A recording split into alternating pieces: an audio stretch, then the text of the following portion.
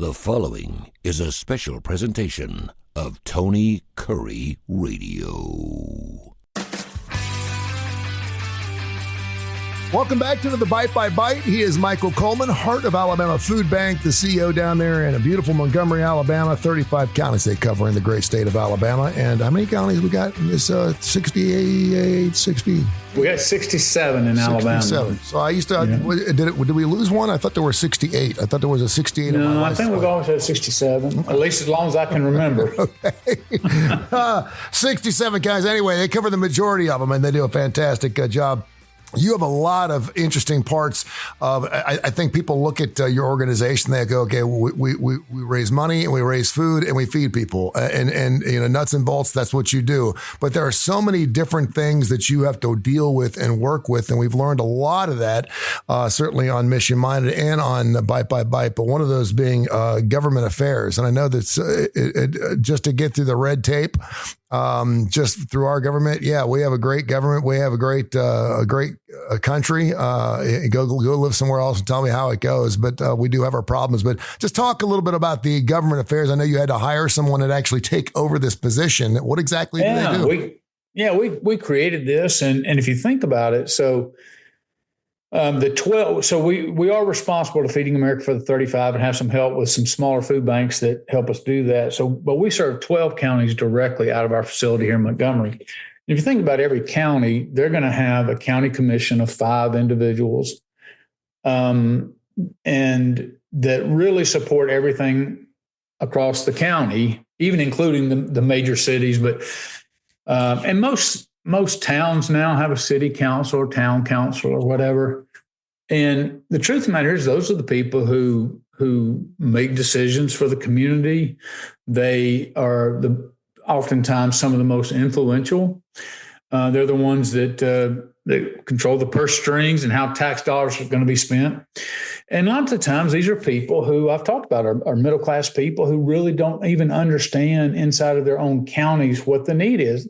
I mean, you talk to everybody, they're going to say, there's some, this is a poor part of the county, or this is a poor part of the town, or whatever. And they know that people go to a food bank. They really don't oftentimes understand that anywhere from 15 to 20% of their county is getting support from a food bank or SNAP or both.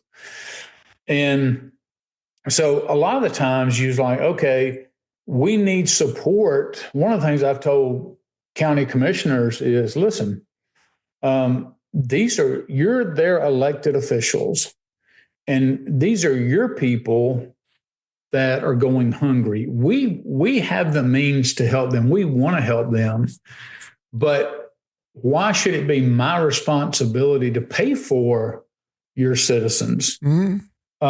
And so all we're asking is we'll tell, and it can be take a small county, and you're like, okay, so you have 1,500 food insecure people, and we're supplying hundreds of thousands of pounds of food to your community. And one of the things I try to help educate them is think about for a second. I'll take the city of Montgomery. City of Montgomery, we do 4 million meals a year. Wow. Over 4 million meals just for the city of Montgomery. That's wild. Right. So now think about this for a second. All of a sudden, all that supply of food is gone. All right. So that means the SNAP's not enough. There's people who aren't qualified for SNAP, but they may have month-to-month issues or whatever needing to get through. So what happens if the food banking system is just gone? I try to help them understand mental health crises are going to jump through the roof. People are going to be out stealing for food if they can't get it through any other means.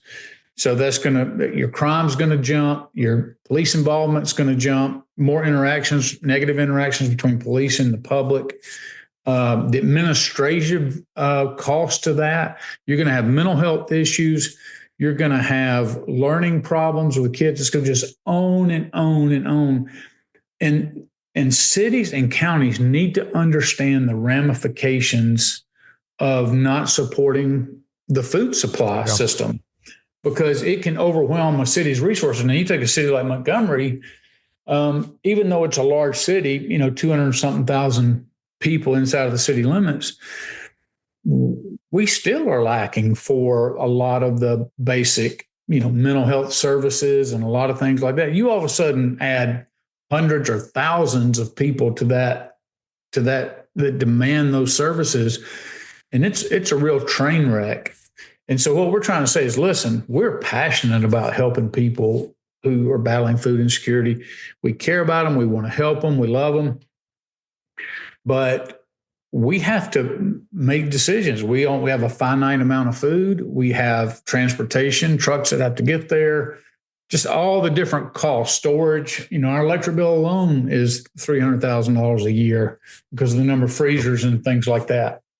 And so that money has to come from somewhere. We don't get near enough from the USDA, although I'm thankful for whatever the USDA supplies us. But a lot of that has to come from donations. It has to come from grants. And part of the donations needs to come from city officials. And thankfully, more and more are listening to that. They've gotten on board with us. Now, they've not necessarily gotten on board with huge sums of money, but they're becoming more aware of those issues. And the more they get educated and the more stories they hear. So it's a process. Mm-hmm. So we're bringing in somebody to say, look, every state has 2 senators.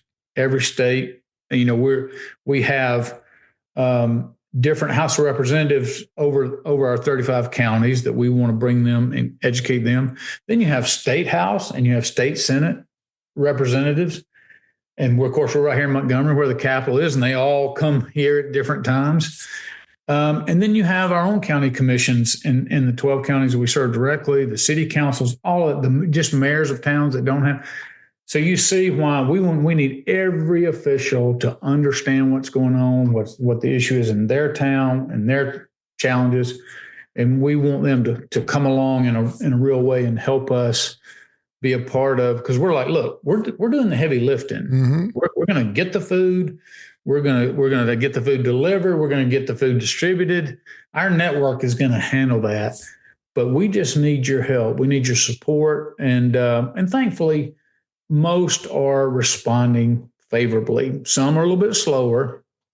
Some are still overcoming some beliefs like, well, if you don't have enough to eat, that's your fault. You must be lazy. You must be whatever. You must just want the government to take care of you, whatever it is.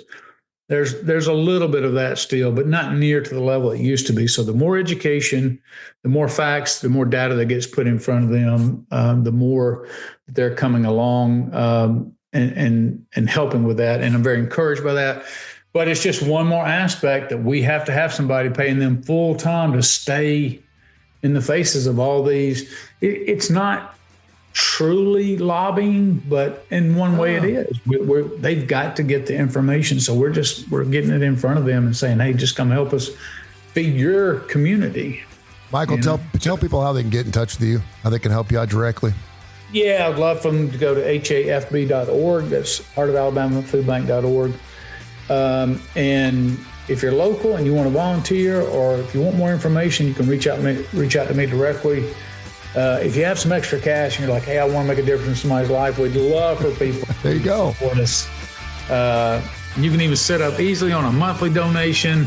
$10 a month will provide 50 meals that month. So, yeah, just any amount is appreciated and helpful.